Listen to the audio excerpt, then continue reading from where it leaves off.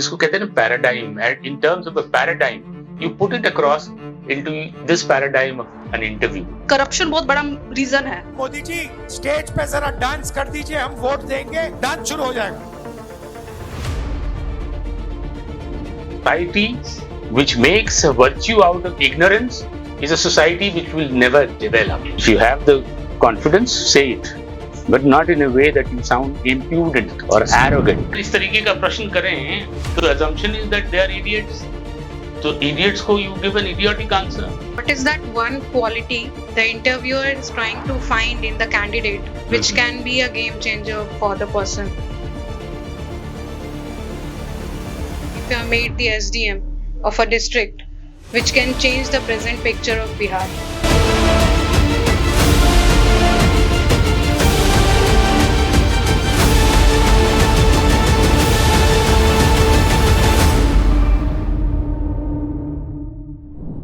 साथियों, आज हम लोगों के बीच में जो शख्सियत उपस्थित है वो किसी पहचान के मोहताज नहीं है।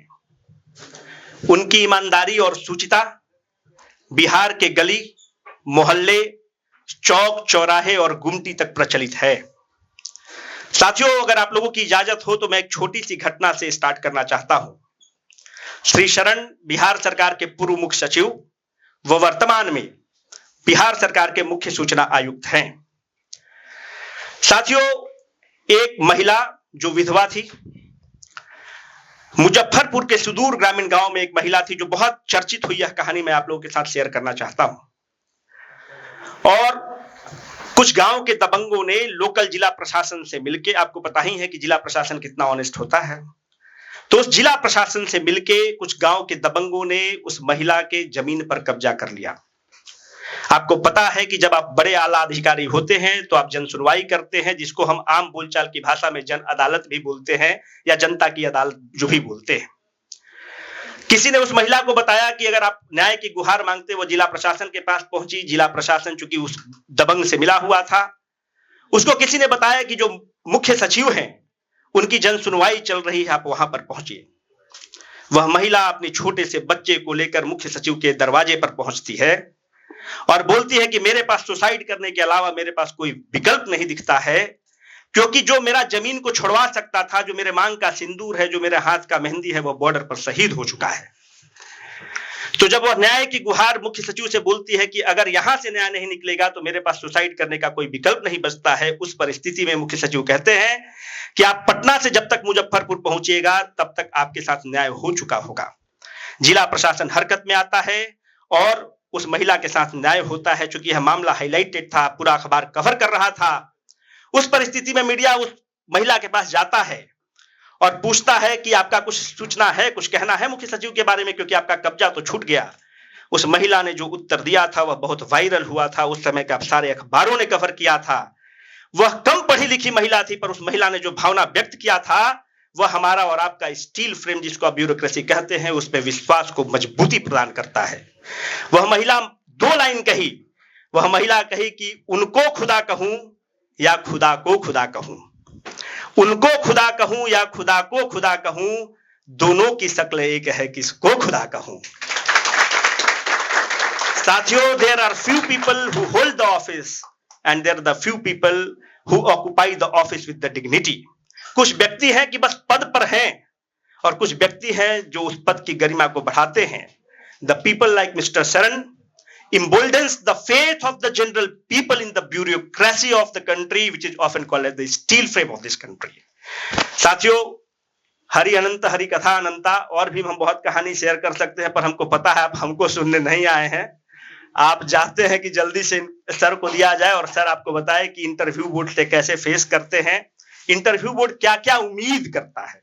तो जो भी आपके प्रश्न हैं आप पूछेंगे, सर 2 मिनट के अंदर पहले एक प्रश्न का जवाब दे देंगे कि इंटरव्यू बोर्ड एक कैंडिडेट से क्या एक्सपेक्ट करता है, and later he is going to take your questions. Thank you Rohit. सबसे पहली बात जो मैं कहना चाहूंगा वो ये है कि कोई भी इंटरव्यू बोर्ड, ढंग का इंटरव्यू बोर्ड, ये बात मैं पहले कह देना चाहता हूं, क्योंकि हो सकता है कि कभी आप गलत किस्म के इंटरव्यू बोर्ड में भी फंस जाएं, उसकी संभावना को मैं नहीं नकारता हूं। लेकिन कोई भी ढंग का इंटरव्यू बोर्ड आपके ज्ञान की सीमा की परीक्षा नहीं करना चाहता है। वो ये जानना चाहता है कि जो कुछ भी आपको आता है उसको आप कैसे पेश करते हैं, आपके व्यक्तित्व की उससे क्या पहचान हो पाती है। इसलिए अरे ऑब्जेक्टिव टाइप टेस्ट और जो कुछ भी है वो सब तो आपके प्रीलिम्स में हो ही जाता है, लेकिन जो भी प्रश्न आपसे पूछे जाते हैं, एक तो बहुत ही फैक्चुअल प्रश्न होता है तो उसका आप फट से जवाब दे सकते हैं, लेकिन बहुत सारे प्रश्न ऐसे हैं जो कि सिंपली फैक्चुअल नहीं होंगे, है ना। जैसे उसमें कुछ अवधारणाएं निहित होंगी, कुछ कॉन्सेप्चुअल ये होगा, उसको आप किस तरीके से प्रस्तुत करते हैं इंटरव्यू के सामने। इसको एक शब्द में कहें कि योर एबिलिटीज ऑफ आर्टिकुलेशन, है ना, उसको आप कैसे स्पष्ट करते हैं, कैसे उसको व्यक्त करते हैं, ये सबसे महत्वपूर्ण चीज है। किसी चीज के बारे में आपको थोड़ा कम भी ज्ञान हो, नॉलेज थोड़ा सा कम भी हो, लेकिन उसको बहुत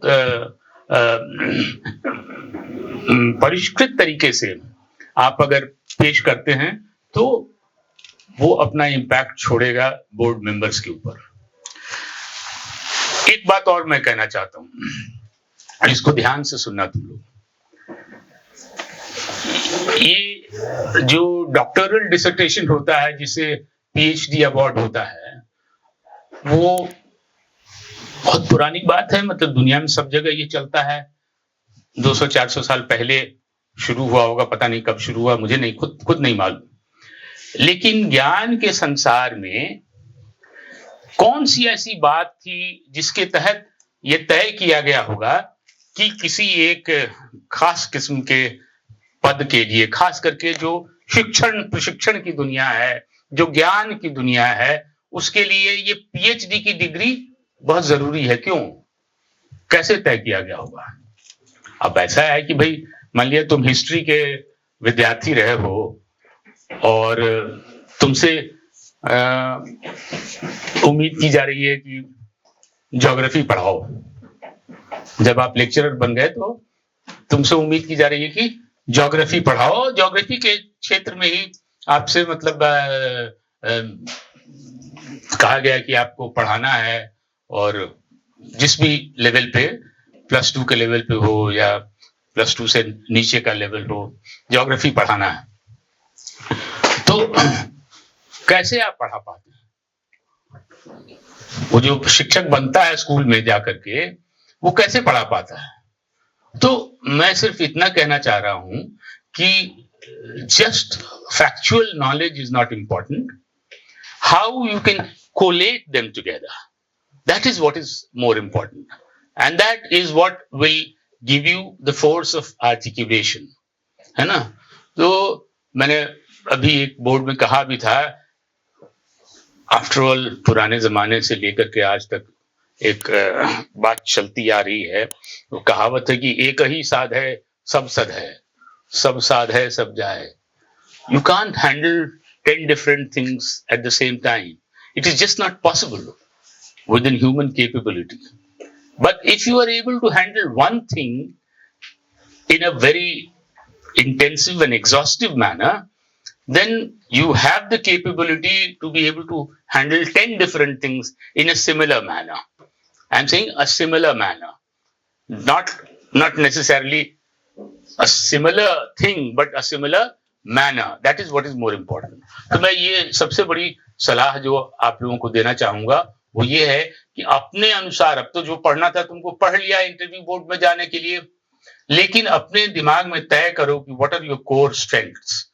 कोई एक क्षेत्र चुनो, आने वाले हो यहाँ पे तो एक क्षेत्र चुनो, एक सब्जेक्ट चुनो जहां की तुम में ये हौसला हो कि उस क्षेत्र से, उस सब्जेक्ट से कुछ भी जो पूछा जाएगा उसका तुम कॉन्फिडेंटली कुछ न कुछ उत्तर दे पाओगे, चाहे वो हिस्ट्री हो, ज्योग्राफी हो। I don't know about the engineering subjects, लेकिन अभी तो देख रहे हैं कि मोस्टली ऑप्शनल्स जो हैं सोशल साइंस सब्जेक्ट्स के ये हैं या लिटरेचर के हैं। ठीक है, तो ये दो चीजें मैं जरूर कहना चाहूंगा आप लोगों से कि एक तो the interview board is not a test of your knowledge. The interview board above everything else is a test of how whether you understand what you understand and how you present your understanding across to the interview board. That is the most important thing.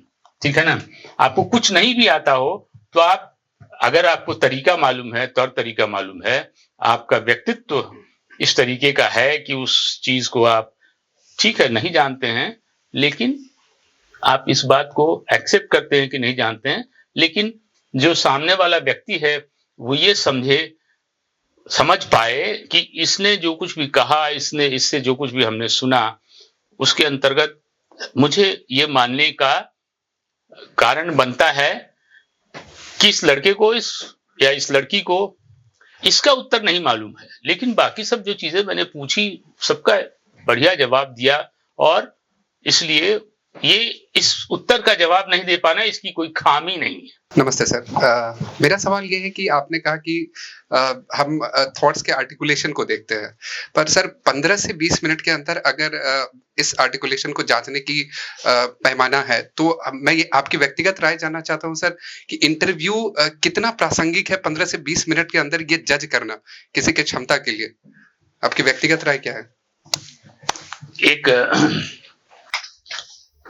तुमसे मैं इसका उत्तर देने के लिए मैं तुमसे एक बात कहना चाहूंगा कि जैसे तुम कहीं सफर करते हो हवाई जहाज में या ट्रेन में और किसी अनाड़ी व्यक्ति से मिलते हो, तो किसी कारणवश तुमको लगता है कि हाँ, ये अनाड़ी व्यक्ति जो है इससे बातचीत की जानी चाहिए, या वो तुमसे बातचीत करता है, तो वो जो 15-20 मिनट आधे घंटे की जो बातचीत है उसमें उसने क्या कहा, उसका तुमने कैसे उत्तर दिया, क्या उत्तर दिया, कैसे उत्तर दिया, ये उस पूरे प्रसंग से निकल करके तुम्हारे मन के लिए सबसे महत्वपूर्ण बात होती है कि नहीं होती है। जब तुम उतर के जाते हो, जो इंप्रेशन उस आदमी के बारे में लेके जाते हो, ये उस दिन के लिए तुम्हारे लिए एक महत्वपूर्ण घटना होती है, नहीं होती है? Yes. तो उसी चीज को जिसको कहते हैं paradigm, in terms of a paradigm you put it across into this paradigm of an interview as a candidate facing an interview, है ना? तो उसी हिसाब से मतलब जब तुम एक किसी अनाड़ी व्यक्ति से इंटरेक्ट कर रहे हो तो उससे तो तुम झूठ तो बोलते नहीं हो, झूठ बोलने की तुमको जरूरत भी नहीं आती है ना? तो इसी चीज को इमेजिन करो and put that context in the context of an interview, you will be able to answer the questions automatically. ठीक है? Yes. गुड आफ्टरनून सर, मेरा नाम गौरव है।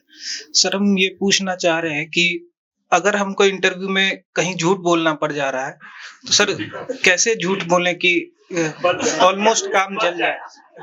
नहीं सर, ऑलमोस्ट काम। इसके लिए हमको भी बीपीएससी कोचिंग लेना पड़ेगा। बताओ, अब इसका तो ये तो ऑन कैमरा है, अब हम ही ये बता दें तुमको कि तुम कैसे झूठ बोलो, तो बड़ा मुश्किल है, बड़ा मुश्किल सवाल है तुम्हारा। लेकिन हाँ, ये जरूर है कि ये अपने आप में एक बहुत बड़ा आर्ट है, झूठ को भी क्रेडिबिलिटी के साथ बोल पाना। वो उस आर्ट में हमको पारंगतता नहीं प्राप्त है। गुड आफ्टरनून सर, मेरा क्वेश्चन है कि अगर किसी कैंडिडेट का ऑप्शनल सब्जेक्ट और ग्रेजुएशन सब्जेक्ट सेम है तो फिर इंटरव्यू पैनल उससे कितना डेप्थ डिमांड करता है उस सब्जेक्ट के बारे में? देखो, नॉर्मली तो यही अपेक्षा रहेगी कि उस सब्जेक्ट के बारे में तुम्हारा डेप्थ ऑफ नॉलेज अच्छा होना चाहिए। अब कितना डिमांड करता है, कितना नहीं करता है, ये तो individual members of the board पे भी डिपेंड करेगा। लेकिन जैसा मैंने शुरू में ही कहा ना कि तुम्हारा वो ऑप्शनल सब्जेक्ट है तो उसमें तो पूरी तैयारी करके जाना चाहिए तुमको, उधर से लेके इधर तक जो भी प्रश्न पूछे तो एक बार इंटरव्यू बोर्ड को तुमने उल्टा दिया ना तो उनको सीधा होने में फिर समय लगेगा, ये मैं बता रहा हूँ। हाँ, थैंक यू सर। बताओ सर, मेरा ये थोड़ा कॉन्फिडेंस आया कि नहीं आया? सर ऑन द वे है सर। हाँ, हाँ। सर मेरा ये सवाल है कि जो सिचुएशनल क्वेश्चंस होते हैं उसको सर ऑब्जेक्टिविटी के साथ कैसे डील करे या कैसे आंसर करे कि वो इसमें हमारा एक्सपीरियंस दिखे लोगों को, कि लगे कि हाँ इंसान अंदर से बोल रहा है, वो एकदम वो फेक नहीं लगे। कोई ऑब्जेक्टिविटी का प्रश्न ही नहीं उठता है ना। There is nothing called objectivity in a situational situation, है ना। कोई ऑब्जेक्टिविटी वगैरह नहीं। जो भी तुम बोलती हो उसको स्पष्ट भाषा में स्पष्ट तरीके से कॉन्फिडेंटली बोलो, और उसमें अगर कोई फैक्चुअल एलिमेंट है, फैक्ट का एलिमेंट है, नॉलेज का एलिमेंट है, तो उसको भी सही तरीके से समझाओ। Thank you sir. Good afternoon sir. UPSC में एक पोस्ट होता है इंडियन फॉरेन सर्विस, तो जनरली वहां पर जो क्वेश्चंस के आईआर के क्वेश्चंस जो आते हैं तो उसमें आप पूरी तरह से ब्लंट नहीं हो सकते हैं, क्योंकि टुमारो यू आर गोइंग से क्या नहीं हो सकता, ब्लंट नहीं हो सकते हैं क्योंकि tomorrow you are going to be a diplomat. But मैं 2 एग्जांपल देना चाहूंगा सर, जिसमें पहला जो अभी जो वेनेजुएला यूएसए क्राइसिस है, तो इसमें ड्रग्स का इशू है जो बताया जा रहा है, दूसरा ऑयल का इशू है, लेकिन बियॉन्ड दिस मुझे लगता है कि हेजेमोनियल क्राइसिस है जो यूएसए फेस कर रहा है। तो ये इस तरह के टर्म यूज करके हम लोग इंटरव्यू में, क्योंकि हमें तो डिप्लोमैट स्टेट पीसेस में बनना नहीं है, तो can we use this term like it's a US hegemonial crisis, because of that they are doing all this things. देखो, एक बेसिक बात मैं तुमको बताऊंगा कि ऐसे इंटरव्यूज में कभी भी do not use a term like hegemony crisis and things like that, about which you yourself are not very sure, because a term like hegemony crisis needs a far greater explanation, right, and elucidation than you can articulate in the course of an interview, है ना। इसलिए जो आपसे इस expression का इस्तेमाल करके पूछ रहे हैं तो वो बहुत सही बात नहीं है। लेकिन अगर इस प्रश्न को उत्तर देने से तुम बच सकते हो अपने विवेक और अपनी बुद्धि और अपनी चतुरता से, तो उससे बचो। Don't get into an answer to that question. Right, sir. Try and deflect it left or right, because ये जो conceptual questions है, especially in the world of diplomacy, इसके तो 25 किस्म के आंसर हो सकते हैं। अभी तुम बोलो तो मैं उसी पे भाषण दे देता हूँ। No, sir. 2 चीजें, एक तो ये जो कहना कि whether you like it or not, इस तरीके के एक्सप्रेशंस नहीं यूज करो अपने आंसर्स में। दूसरी चीज जो है कि यूएन नहीं दे रहा है, तो one smart answer can be, it is the problem of the United Nations, right, sir, not India's problem. Yes, sir. We don't lose anything. We have not lost anything by not having a seat on the permanent seat in the UN Security Council, in the United Nations. We have not lost anything. And if you can brush up this fact of the question, this part of the answer. Refine this statement, sir. Huh? Refine this statement for better. Refined statement की बात मैं करूँ, those countries which are permanent members, right, what have they gained out of being permanent members? Instead of saying that the UN is a dead body, turn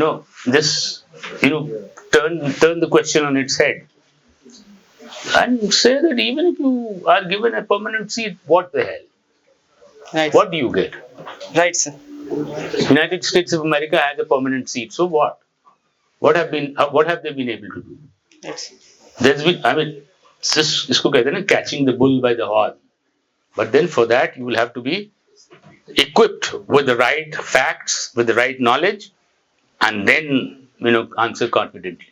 क्योंकि उठा लिए बैल का सींग पकड़ लिए और उसके बाद पावर नहीं है उसको रोकने का, तो बैले उठा के फेंक देगा आप, है कि नहीं? Right. So that's another way of looking at it. Thanks. If you want a longer answer to this, then I can give you a longer answer, but that will be cutting into the time of all the other candidates. Good afternoon sir. Good afternoon. Sir मेरा question ये है कि कहते हैं कि हम mock को या फिर इंटरव्यू को अपने डायरेक्शन में मोल्ड कर सकते हैं, तो सर ये आर्ट कैसे सीखे और इनिशिएशन में कैसे आए? देखो, कोई भी बोर्ड मेंबर जब तुमसे प्रश्न पूछता है तो उस प्रश्न के उत्तर में जब तुम अटक जाती हो, है ना, वहीं से सारा खेल शुरू होता है। अगर तो उसका उत्तर तुम सही तरीके से दे देती हो, then the next question, if you continue to answer confidently, the interview board will take a direction which is favorable to you. The moment you keep getting stuck on questions, on answers, then they will take their own route. ठीक है ना? Good afternoon sir, एक छोटा सा question है। अगर graduation और अभी फिलहाल जो मैं सिविल सर्विस की तैयारी कर रहा हूँ, जोर से बोलो बेटा। ग्रेजुएशन जो मेरा है सर, और उसमें अभी सिविल सर्विस का जो मैंने इंटरव्यू में अभी अपियर हुआ हूँ, उसमें काफ़ी सारा गैप है, और मैं फिलहाल कॉर्पोरेट सेक्टर में जॉब भी कर रहा हूँ। तो क्या एक्सपेक्टेड क्वेश्चन इससे क्या क्या सर आ सकते हैं, एक दो अगर आप सजेस्ट करें। उस गैप के बारे में? Yes sir. तो तुम अपने जो भी सोचते हो उसको बताओ, उसके बारे में मैं तुम्हें क्या बता सकता हूँ। जो भी सोचते हो क्यों गैप आया, उसको लॉजिकली एक्सप्लेन करो। Nobody is an illogical person, so if you can explain that logically, nothing goes against you. Okay, thank you sir. Good afternoon sir. Good afternoon sir, बहुत बार ऐसा होता है ना कि इंटरव्यू पैनल के सामने आप ब्लैकआउट हो जाते हो, मतलब आपको आता है क्वेश्चन का आंसर बट आप सोच नहीं पा रहे हो उसका। तो सर इसको कैसे टैकल किया जाए? बोलो पानी दीजिए जरा हमको। सर बहुत कॉन्फिडेंटली बोलो, ऐसे नहीं कि नहीं आ रहा है इसलिए पानी मांग रही हो। बोलो पानी दीजिए जरा हमको। फिर थोड़ा सा एक घूंट पानी लो, दिमाग में घुमाओ कि तुम कर सकती हो आंसर कि नहीं कर सकती हो, सोचो, उसके बाद जवाब दो, खत्म हो गई बात। अगर नहीं आता है तब ये सब करने की जरूरत है। अगर आंसर आता है, तुम ब्लैकआउट हो गई, तो पानी पी करके ब्लैकआउट से बाहर निकलो और उत्तर दो, है ना। इससे ज्यादा मैं क्या बताऊंगी। ठीक है sir, thank you sir. Good afternoon sir. बोलो सर, मेरा एक क्वेश्चन है कि मैं मेडिकल फील्ड से हूँ और उसको MBBS की हो। Yes sir. तो उधर से फिर इस लाइन में आ गई, तो इसको जस्टिफाई कैसे करूंगी? इसको जस्टिफाई कैसे करूंगी? देखो, उसका तो सबसे आसान उत्तर तो ये है कि just as a graduation in physics or a graduation in geography is a graduation, similarly MBBS is also graduation, क्योंकि ये minimum requirement है ना BPSC में ये करने के लिए। So I looked at it as just another way of getting my graduation degree. Number one. Yes. Number two, whether it is MBBS or whether it is a law examination or whether it is engineering, अगर smart answer देना है तो ये बताना कि civil services में आज की तारीख में, और आज ही नहीं 50 साल पहले से भी इन सारे क्षेत्रों से लोग अपियर करते आ रहे हैं, हाँ, because this graduation is like any other graduation, है ना। Graduation is the basic requirement, ठीक है। और इसको कॉन्फिडेंटली बोला, इतना जल्दी बोले कि उनका दिमाग रजिस्टर नहीं कर पाए, ताकि फिर उस पर कोई खोद खाद नहीं करना शुरू करे, ठीक है ना। Thank you sir. Good afternoon sir. बोलो बेटा। सर, एक क्वेश्चन पूछा जाता है कि बिहार का बैकवर्डनेस का रीजन क्या है? और सर, मैं urban development and housing department में जॉब करती हूँ अभी।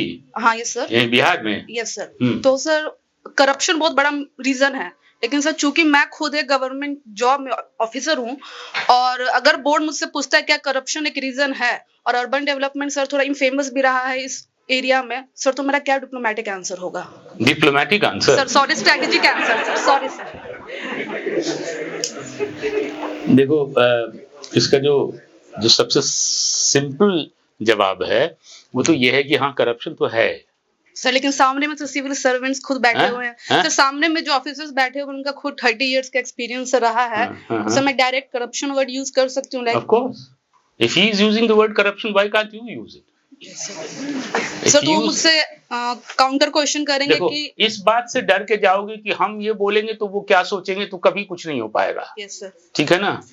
You have to come across as a confident and articulate individual who is also honest, ठीक है ना।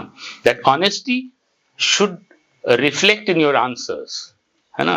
यहाँ कोई monetary pecuniary honesty की तो बात नहीं हो रही है ना। no, sir. तो बताओ कि हाँ ठीक है, करप्शन तो है। तो सर, अगर वो पूछते हैं कि आपके डिपार्टमेंट में ऐसा होता है, तो सर मेरा क्या जवाब होना चाहिए? बोलो होता है।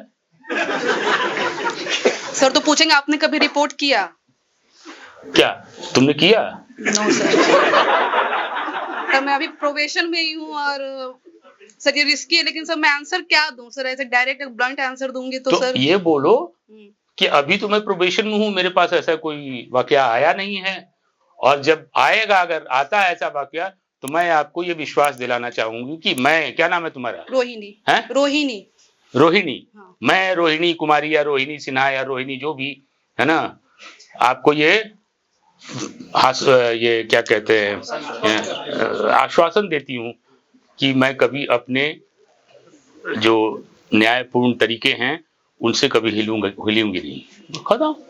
Thank you sir. For an idiotic question like that, your answer should be supremely confident. Okay, Remember that. Okay, है ना? और ये होता है बहुत सारे बोर्ड्स में, मैंने देखा है। मिश्रा जी नहीं ना है यहाँ पर? हाँ, खास करके पुलिस अफसर लोग जो आते हैं, बड़ा एग्रेसिव तरीके से क्वेश्चनिंग करते हैं, और मेरे साथ कई बार हुआ है कि मुझे बोलना पड़ा उन लोगों को, अरे भाई जरा सा आराम से, ठीक है ना? तो समझ में आई बात? yes, अब तुम हमको बताओ मैंने क्या कहा तुमको? यही कि अगर मेरे पास अगर कोई केस ऐसा आता है करप्शन का, मैं भी प्रोबेशन में हूँ, तो मैंने अभी ऐसा कुछ फेस किया नहीं है डायरेक्टली, मैंने बस सुना है। और अगर मेरे पास कभी कोई ऐसा केस आता है, मैं आपको आश्वासन देती हूँ, मैं विश्वास दिलाना चाहती हूँ, मैं आपको विश्वास दिलाना चाहती हूँ कि मैं तुरंत उस चीज की रिपोर्टिंग करूंगी और मैं इसके खिलाफ या अगेंस्ट में सख्त से सख्त एक्शन लूंगी। अगर मेरे जो भी न्यायपूर्ण उसका तरीका होगा उसको मैं अपनाऊंगी, ठीक है ना? न्यायपूर्ण तरीका, ठीक है। नारी शक्ति का परिचय दूंगी। Yes sir. ठीक है, चलो। सर मेरा एक हाँ बोलो। माइक दो भाई। Sir, what is that one quality the interviewer is trying to find in the candidate which can be a game changer for the person? Like whether he will get an average marks or a good marks in the interview. The determining factor in that, तुम्हारा नाम भूल गए हम? Rashmi. Rashmi. The determining factor is combination of knowledge and articulation, your personality. The two together will express themselves in a singular way. You know, it is not as if personality के लिए अलग से बोलोगी और knowledge के लिए अलग से.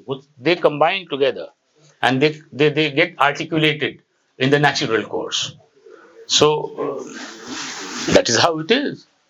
You ask me a question, I'll give you an answer. That should be a guiding this thing for you. You ask me a question. Okay. Sir, what do you think are the 4 changes that you can make if you have made the SDM of a district which can change the present picture of Bihar? Now again, this is a presumptive question. This is a kind of a presumptive question. There, you are presuming that I am the SDM. Yes, sir. Okay. Don't ask this. This will not. The answer to this, I can give you a 1 hour long answer to this. That will not help you at all. You ask me something else. Why do you want to join BH? Bolo. Why do you want to join Bihar Administrative Service? Why do I want to join Bihar Administrative Service?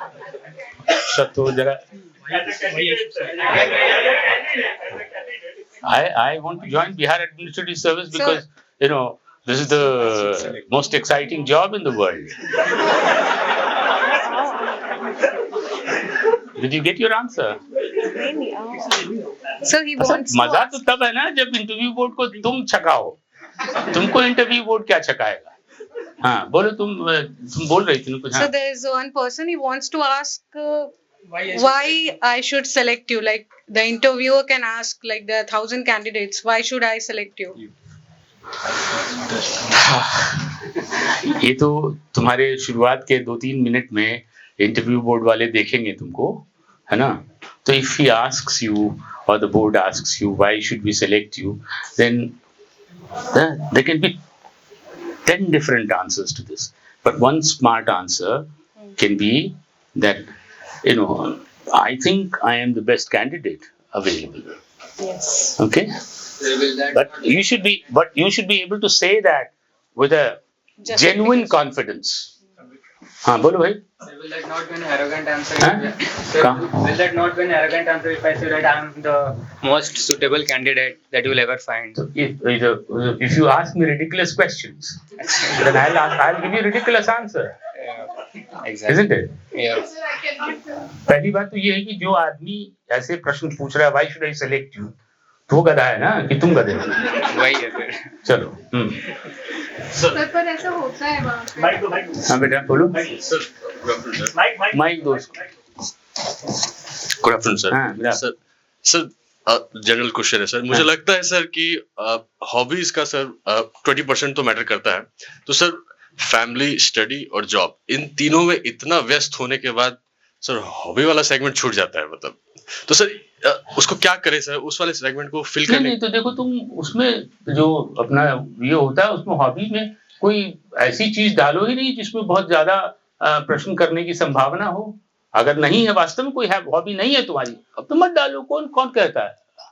पर sir फिर आदमी का interest sir फिर means एक free time जैसे होता है कि एक कुछ तो होना चाहिए ना. नहीं तो फिर ये तो बोरियत आदमी है दिन भर.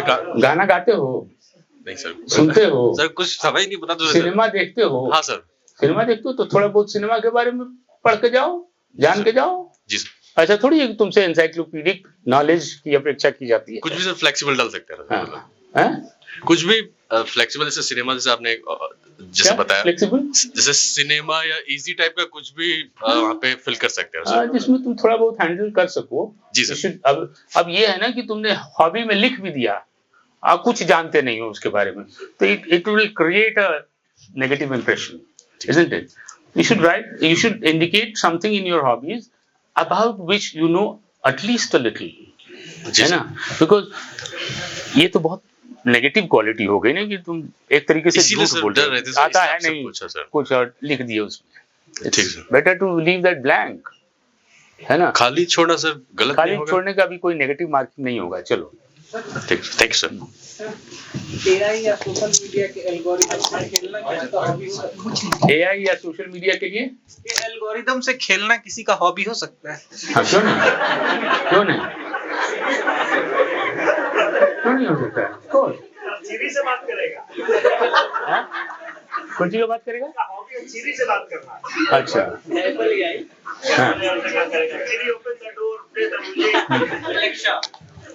लेकिन देखो ऐसा है बेटा कि वो तो कह सकते हो तुम, लेकिन खुदा न खास्ते अगर इंटरव्यू बोर्ड में कोई आईआईटी का पढ़ा हुआ एआई वाला आदमी होगा तो हो सकता है कि तुम्हारे ऊपर ये भारी पड़ जाए, है ना. हमारे जैसा आदमी तो कुछ नहीं कर पाएगा, लेकिन एआई में महारत रखने वाला कोई आईआईटी का लड़का हो. अब जैसे हमारे साथ मिश्रा जी हैं बोर्ड में, तो मिश्रा जी खुद आईआईटी खड़गपुर के हैं जी. हैं बीएचयू. एक और कुछ क्वेश्चन लो जल्दी फटाफट फाइंड अप करेंगे. Sir here sir can be the ultimate truth like बोल रहे हैं अगर इंटरव्यू में, तो वो सिलेक्शन का reason can be ultimate truth like why there is so much gap in between your graduation and selection process whatever. तो वहाँ पे ultimate truth क्यों बोल रही हो बेटा? like हाँ real truth. You're using the wrong expression. sorry तो गैप क्यों है? Because I am a girl and बहुत सारा वो होता है कि लाइक ऑब्स्टिकल, और उसके बाद एक माइंड सीरियस होता है कि नहीं अब प्रिपरेशन को और अच्छा करके, तो एक गैप हो जाता है. ठीक है, कई बार पेरेंट्स ऐसे हैंड्स अप कर देते हैं कि नहीं like do what ever you will do, I will not support you. तो वहां पे अल्टीमेट ट्रूथ जैसे हो गया ना कि एकदम ऐसा, तो वैसा ब्लंट बोलना अच्छा हो सकता है या नहीं हो सकता है? एकदम हो सकता है. एंड मीनवाइल रियल इंटेंशन है to serve the country, serve the state. तो ये चीज उनको अगर कन्वे हो चुका है obviously naturally, like I am not faking at all, तो वो सही चीज है या नहीं है? देखो तुम्हारे प्रश्न करने में कहीं पे थोड़ा सा गैप है ना, तो इसको तुम अपने दिमाग में try and gargle it up in your own mind and figure out whether you are giving the right answer और not. I can not tell you, I can not coach you on that. Okay, but you should certainly, हाँ blunt सब बात की बात है, लेकिन अगर तुम्हारे यू आर सेइंग कि तुम्हारे एजुकेशनल प्रोफाइल में कहीं गैप है गैप है ना? एग्जैक्टली यही कह रही हो ना? एंड तो सिलेक्शन उस गैप को तुम कैसे एक्सप्लेन करती हो, कितना लॉजिकली एक्सप्लेन करती हो, that will determine your impression on the new. Real life में जो हुआ है वो चीजें वहां बताना, ये चीज हाँ लाइक रियल लाइफ में मतलब ऐसा क्या हुआ जैसे कई बार क्या होता है लड़कियों को मौके नहीं मिलते और जब मिलते हैं तब तक गैप हो जाता है.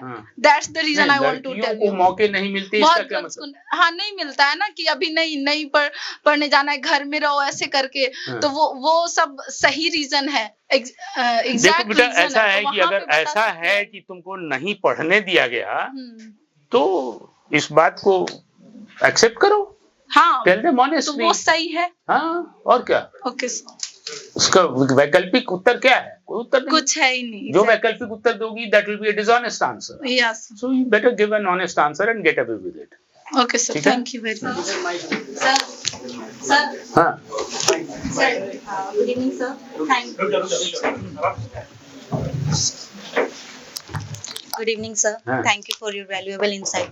सर माय क्वेश्चन इज कि हम लोग हमेशा बोलते हैं कि to be an officer we should behave like an officer in our daily life. So what things we should add as a aspirant? मतलब बहुत सारी जगह मैं ऐसे सेमिनार्स में अगर गई हूँ तो कहती कि तुम काम कर रही हो. नहीं तो आई एम प्रिपेयरिंग. तो वो लोग बोलते हैं कि हमें अपने डेली लाइफ में जैसे कि एक ऑफिसर्स की क्वालिटी होती है कि बहुत डिसिप्लिन्ड होते हैं, बहुत वो हार्ड वर्किंग होते हैं. तो वो हमें अपने लाइफ में कैसे डेली लाइफ में इनकलकेट उसको करना चाहिए ताकि हमारा और डेवलपमेंट हो और we will be able to say confidently, we will able to take decisions confidently, able to say no calmly, without being rude. So ये कैसे कर सकते हैं और अपने आप को प्रैक्टिस करके देखो. कैसे करके मैं बताऊंगा. नहीं मतलब वो बोलते हैं ना कि डेली आपको कुछ मतलब प्रैक्टिस करना पड़ेगा कि आप ऑफिसर्स हैं जैसे आपको बिहेव करना पड़ेगा. ऐसा है बेटा कि इन सब प्रश्नों का उत्तर तुम्हारे पास खुद है. Yes sir. You know it. Yes, sir. And you were scared of actually practicing the answers to those questions or practicing it in your life, in your real life. Yes. है ना? They say that there is no alternative to hard work. Yes, sir. Right? So that's the way it is. Being on time, being prompt, being punctual. All these things are qualities which are expected out of any decent human being. Yes. And an officer, before being an officer, is first a human being. Yes, sir. So only a decent human being can become a decent officer, isn't it? Yes, sir. Okay. Thank you so much, sir. Good afternoon, sir. My name is Unnati Priya. I want to ask a personal question that as you have started at Ek Ke Saade Sab Sade and Sab Sade Sab Jaye, but I personally enjoyed doing multiple things at the same time. You personally? I enjoyed doing multiple things like only in academics field at the same time that I did my graduation and masters in political science. Then after I did law, I practiced in the Supreme Court also. But after that I started preparing for BPSC also. You practiced in the Supreme Court? No, not practice. I was doing internship there. Achha. Yeah. So when I will appear for the interview, is it good to hide those extra qualification so that I will escape from the bombardment of questions? इसका तो सीधा जवाब है ना कि अगर तुम उस जो एक्स्ट्रा क्वालिफिकेशन या एक्स्ट्रा एक्सपीरियंस जिसकी बात कर रही हो, ये बात मैं शुरू से कह रहा हूँ कि उसके बारे में तुम कितना कॉन्फिडेंट हो कि उससे संबंधित प्रश्न का तुम जवाब कॉन्फिडेंटली दे सकती हो, ये तुम्हारे ऊपर डिपेंड करेगा. अगर वो दे सकती हो then you mention it. If you cannot, then they will first of all pin you down for dishonesty. Yeah. Right? अगर दे सकती हो तो well and good. Thank you, sir.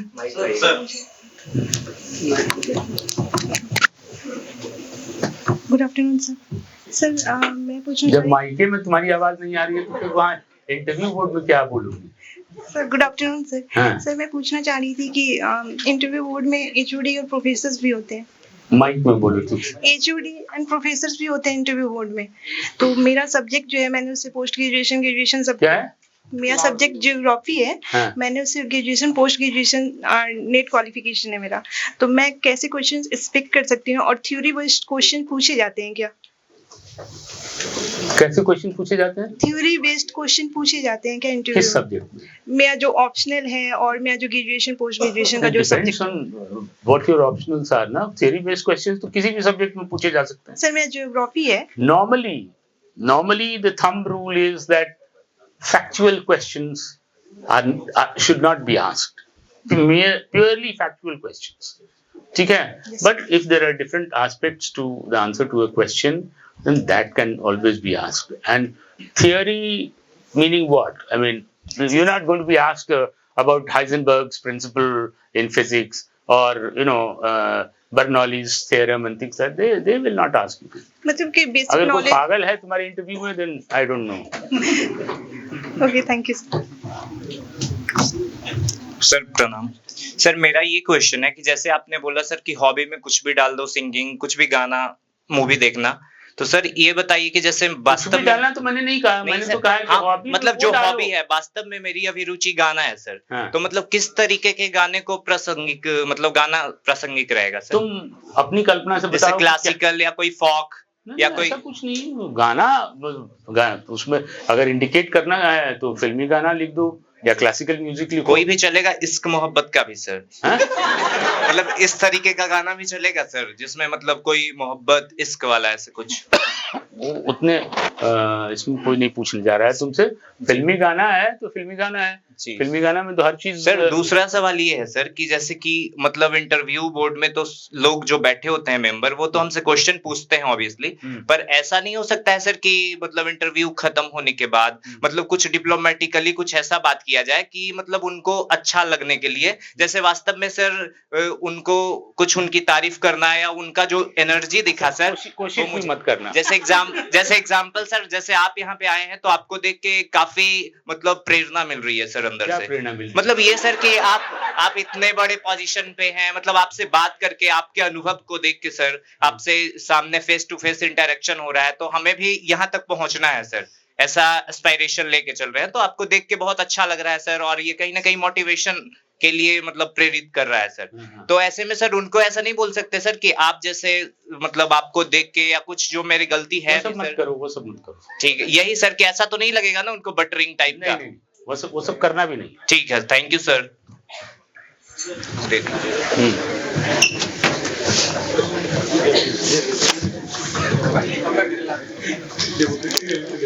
नमस्ते सर। सर इधर सर नमस्ते सर। सर मेरा question ये था सर, जैसे मेरे top 3 post preferences sir uniform services हैं, ठीक है? तो अगर वहां पूछा जाता है कि आपने यूनिफॉर्म सर्विसेज को टॉप प्रायोरिटी क्यों रखी जबकि बीएएस भी था, तो क्या मैं ये आंसर दूं कि ये मेरा पर्सनल चॉइस था, मेरा इंटरेस्ट था, या फिर ये मैं भी ये ऐड ऑन करूं कि जितने भी लेवल 9 के पोस्ट थे उसमें न्यूनतम वर्ष 22 वर्ष चाहिए, लेकिन जब मैं एग्जाम दे रहा था तो मेरी उम्र 21 वर्ष ही हुई थी, तो क्या इस चीज को मैं मेंशन करूंगा? एकदम क्यों नहीं कर सकते। और अगर वो बोल दिए कि तब आपने मजबूरी में यूनिफॉर्म फोर्सेस को नंबर 1 पे रखा है, तो बोलो कि हाँ रखा है। अच्छा, अगर इस तरीके का प्रश्न करें तो assumption is that they are idiots, तो idiots को you give an idiotic answer. That's the best way to neutralize them. Sir और दूसरा क्वेश्चन मेरा, ये बात सुन लो, इस बात को internalize कर लो। Yes sir. If there are idiotic members in the board, then you should give an equally idiotic answer. Okay sir. Okay sir. But not to everyone. Okay sir. Not to all members of the board. Okay sir. First of all, decide for yourself. Okay sir. है ना, एक को किनारे करके उसको पहले tackle कर लो, तो बाकी लोगों के साथ प्यार से बात करो। Okay sir. ठीक है ना, लेकिन उसके लिए बात करना, बोलना, articulation, your ability to express, yes sir, all that will matter. Okay sir. ये नहीं कि बढ़िया के भूमियाल जैसा लड़ लिए सारी। नहीं सर। सर और लास्ट क्वेश्चन मेरा ये था सर कि what are the major blunders that we should avoid, जिससे फिक्स हो जाता है कि मार्क्स कटेंगे ही कटेंगे? एक तो ये कि अगर किसी प्रश्न का उत्तर नहीं आता है तो उसको जबरदस्ती झूठ मूठ बोल करके बरगलाना, जिसको हम कहते हैं ना, yes, sir. वो बरगलाने की कोशिश करना। Okay sir. वो सबसे बड़ा नेगेटिव फैक्टर माना जाता है इंटरव्यूज में, ठीक है ना। जो नहीं आता है तो बहुत शालीनता से बोलो कि नहीं आता है, खत्म हो गई बात। लेकिन उसको कवर अप मत करो। जैसे वर्स्ट सिचुएशन मान लीजिए आ गया सर, एकदम जैसे आपने कहा ना कि क्वेश्चन नहीं आ रहा है, एकदम वर्ड्स, मान लीजिए उस दिन मेरा वर्स्ट दिन नहीं था, लाइन से सर 5 सवाल पूछे, मेरा तो कॉन्फिडेंस यहाँ से नीचे आ गया सर। अब वहां से सर कैसे अब अप होंगे वापस, क्योंकि वहां के बाद वहां से फिर घर जाओ सर उनके सामने सर बात करने के लिए, मतलब वो टैकल सर वो सिचुएशन, क्योंकि अभी नीचे आ चुका है पूरा, अब अंदर से लग रहा है कि बस कोई गेट खोल दे मैं चला जाऊं, मतलब सर, ऐसा सिचुएशन सर आ जाता है कभी कभी, तो वहां पे सर नहीं आएगा बेटा, मैं बता तो रहा हूँ। तुम जो पढ़ते हो उसको ऐसे पढ़ो कि तुम्हारे ऊपर तुम्हारे में ये आत्मविश्वास हो कि यहाँ से कुछ भी पूछ दिया जाए तो हम ऊपर से नीचे तक उत्तर दे देंगे। कभी नहीं होगा तुम्हारे साथ। सर जैसे फैक्ट्स पूछ लेते हैं तो अब फैक्ट्स भी कोई पूछेगा तो कितना पूछेगा, फैक्ट्स का भी क्या, तुम पूछो हमसे कोई फैक्ट पूछो। अभी सर दिमाग में कुछ नहीं आ रहा है सर, अभी सर दिमाग में कुछ नहीं आ रहा है। फैक्ट भी कोई 1-2 पूछेगा, उसके बाद उसका किस तरीके से तुम उत्तर देते हो, उसका पूरा रुख किस तरफ मुड़ेगा वो उसी के ऊपर निर्भर करेगा, ठीक है ना। और सवाल ये है ना कि देखो जो कुछ भी तुम्हारे वो डेटा शीट में लिखा हुआ है उसके एक एक शब्द पर ध्यान देते हुए अपने दिमाग में ये जरूर तय रखो कि हाँ ये जो हमने दिया है डेटा शीट में कि मेरी हॉबी ये है, मेरा ऑप्शनल ये है, या मैंने ये पढ़ाई की, इसके बारे में जो कोई मुझसे पूछेगा तो मैं इसका पूरी तरीके से जवाब दूंगा। समझ रहे हो ना मेरी बात? Good afternoon sir. सर मतलब कॉलेज में कोई अचीवमेंट नहीं है तो फिर डैफ में ऐसा होता है ना कि कॉलेज में कोई अचीवमेंट नहीं कर पाया लेकिन कॉलेज के बाद सीरियस हुआ, तो फिर मेरे पास अगर ऐसा कोई अचीवमेंट नहीं है सर जैसे लीडरशिप क्वालिटी, तो फिर बाद में जाके कॉलेज के बाद अगर डेवलप करना चाहे तो क्या मतलब आपका सर एडवाइस होगा? कॉलेज में अचीवमेंट हुआ कि नहीं हुआ, स्कूल में अचीवमेंट हुआ कि नहीं हुआ, they are not important for your interview. Interview में तुम जब पेश हो रहे हो उस समय, उस स्तर पे, उस संदर्भ में तुम कितना जानते हो, कितना बोल पाते हो, कितनी समझ है तुम्हारी, कितना ज्ञान है, ये सारी चीजें मैटर करती है। अचीवमेंट का क्या मतलब है? सर जैसे अगर हॉबीज है, बोर्ड मेंबर क्वेश्चन हॉबीज हमारे 4-5 है, अच्छे हॉबीज है, तो एक लिमिटेड क्वेश्चन पूछने का ये सराउंडेड हो जाता है, क्वेश्चन लिमिटेड ही है। लेकिन अगर करंट अफेयर से फिर मेरे पास अगर हॉबीज कम है तो करंट अफेयर बहुत ज्यादा हो जाता है, तो फिर अगर वो करंट अफेयर से क्वेश्चन पूछते हैं तो फिर वो आंसर करना थोड़ा दिक्कत होता है। देखो अभी तुम्हारा कब है इंटरव्यू, कब होगा सर? फाइनल इंटरव्यू अभी नहीं है सर, अभी तो प्रिपेयर कर रहा हूँ, अभी इस साल नहीं हुआ था मेरा। तो मैं एक तुमको सबसे बड़ी बात बताता हूँ, कौन सा न्यूज़पेपर पढ़ते हो? Indian express. Indian express. और सर तो इंडियन एक्सप्रेस पढ़ते हो अगर तो उसको तन्मयता से पढ़ो, है ना। ये नहीं कि पढ़ते हैं जैसे वो मैट्रिक में पढ़ रहे थे वैसे नहीं, तन्मयता से पढ़ो। इंडियन एक्सप्रेस का जो एडिटोरियल पेज है उसको पढ़ो और देखो कि तुमको वो सब बातें समझ में आ रही हैं जो एडिटोरियल पेज पे लिखा हुआ है। अगर नहीं समझ में आ रही है तो 10 तरीका है उसको समझने का, है ना। AI में देखो, गूगल में देखो। सर जो हिंदी माध्यम के जो छात्र हैं, जैसे आपने अंग्रेजी माध्यम के छात्रों के लिए तो कहा कि इंडियन एक्सप्रेस पढ़ लेंगे या तो हिंदू पढ़ लेंगे, और जो हिंदी माध्यम के छात्र हैं उनको कौन सा अखबार पढ़ना चाहिए? दैनिक भास्कर और जागरण।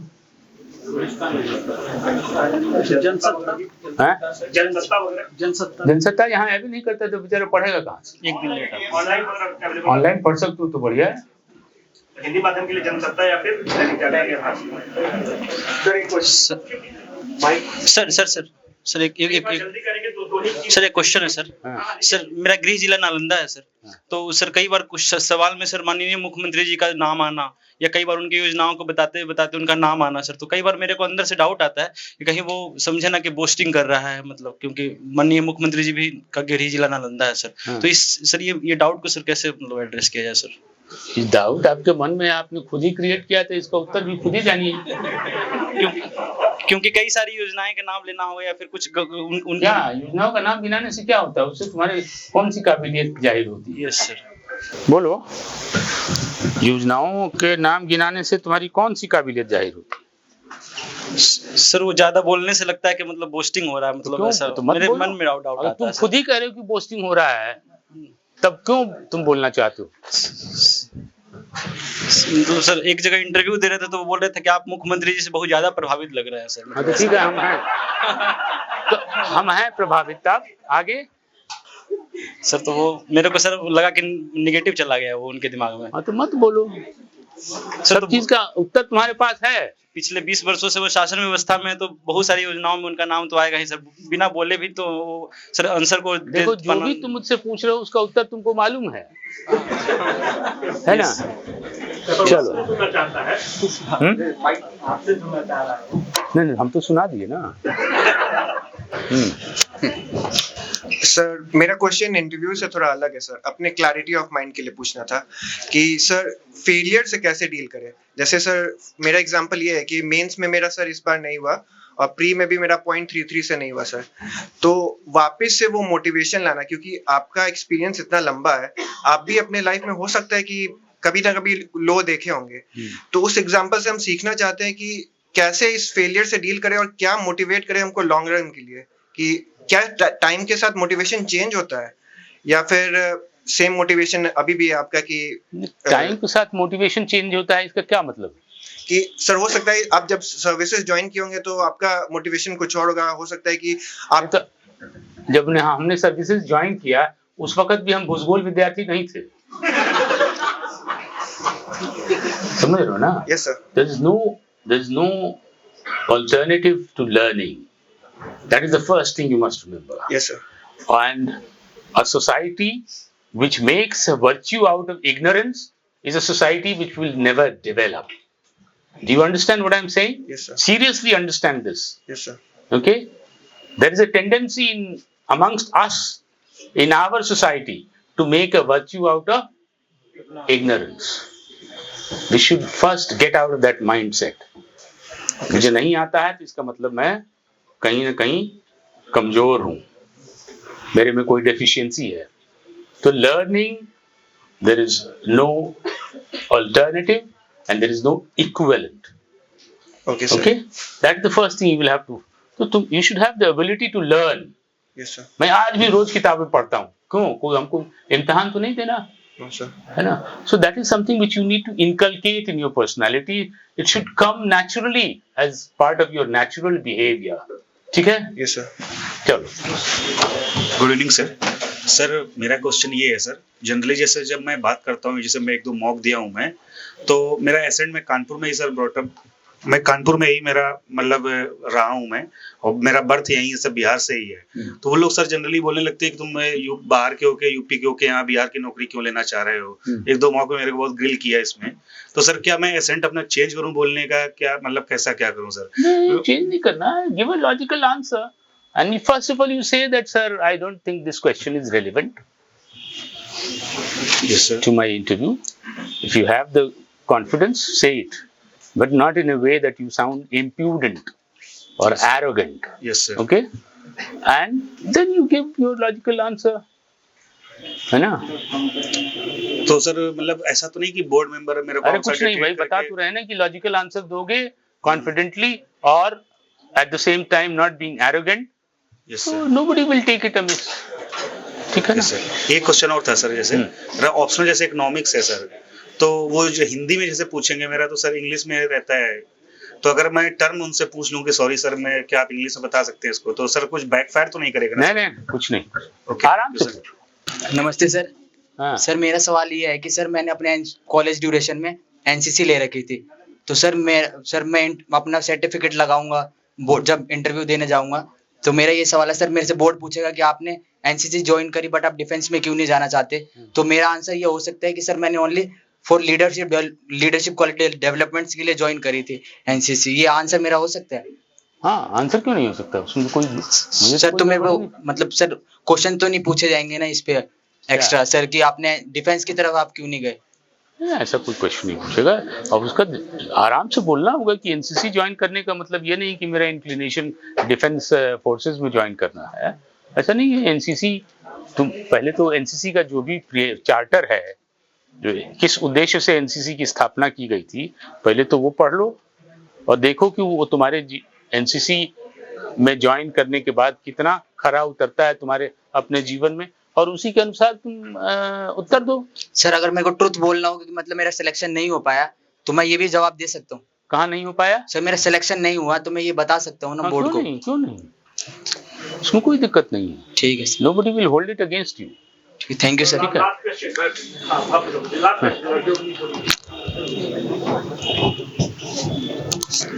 सर जो फॉरेन अफेयर्स का जो क्वेश्चन होता है सर, जिसमें कि सामने से क्वेश्चन आता है कि आपको साइड्स को पिक करना है कोई भी, जैसे कि जो कन्फ्लिक्ट के सिचुएशन में, और जबकि जो गवर्नमेंट ऑफ इंडिया का स्टांस है वो न्यूट्रल है, तो ऐसे क्वेश्चन को कैसे मतलब कि डील करें सर? क्या उसका एप्रोप्रिएट आंसर होना चाहिए सर? किसको पिक करना होता है? साइड पिक करना होगा क्या? हाँ। नहीं समझे तुम्हारा क्वेश्चन। तो जैसे रसिया यूक्रेन का एग्जांपल है सर, हाँ। तो उसमें सामने से ये अगर जो है कि सवाल आता है कि आपको जो इसमें किसके साइड में है, आप जो है रसिया के साइड में है तो कोई जिसने इतना मार्कआउट किया है कि आप No sane member of an interview board will ask you this question, and if there are insane members, then I am not responsible for them. ठीक है? Yes. सर मेरा सिमिलर सवाल लास्ट क्वेश्चन सर हम last question. हाँ, बोल sir मेरा नाम मिताली है। मेरी हॉबी राइटिंग है, मैं पोएट्री लिखती हूँ। हाँ क्या? मेरी राइटिंग है हॉबी, मैं पोएट्री लिखती हूँ। तो मैंने 2-3 मॉक दिए हैं, वहाँ पे उन्होंने पूछा कि आपने किस टॉपिक पे लिखा है, मैंने बोला वुमेन एम्पावरमेंट पे लिखा है, वुमेन रेप पे लिखा है। तो उनको लगता है कि आपने पुरुषों पे क्यों नहीं लिखा, कि अभी जो ड्रम में काट दिया जा रहा है या फिर जो पॉइजन या धक्के दे दिए जा रहे हैं, तो क्या आप बायस्ड हैं? और It will all depend on how confidently you can give an answer to this question. And if you're absolutely confident, you can say that was my choice. Okay, sir. Thank you.